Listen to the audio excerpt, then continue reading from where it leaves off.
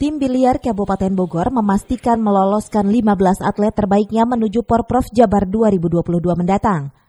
Keberhasilan 15 atlet binaan POBSI Kabupaten Bogor lolos ke Porprov Jabar 2022 setelah mereka mampu tampil memukau dalam babak kualifikasi Jabar 2021 yang digelar di Kota Bandung, Jawa Barat.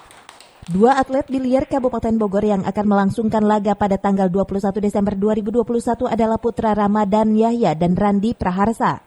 Fikri Ihsani selaku Ketua POBSI Kabupaten Bogor yang terus mendampingi para atletnya selama tampil di BK Jabar 2021 mengaku optimis cabang olahraga binaannya akan mampu memberikan kontribusi emas bagi kontingen Kabupaten Bogor pada Porprov Jabar 2022. Ia menjelaskan para atlet yang lolos pada babak kualifikasi tersebut diantaranya adalah Divisi Junior U27 Putra atas nama Ahmad Faizal, Agung Wibowo, Putu Wahyu, M. Iwan Roshid, Divisi Junior U27 Putri, Dian Lestari, dan Lani Soraya. Keberhasilan di BK ini tentunya menjadi modal penting bagi POBSI Bumi Tegar Beriman untuk berkontribusi target prestasi di perhelatan olahraga bergengsi setanah Pasundan. Dari Bandung, Jawa Barat, Cevi Suryadi melaporkan.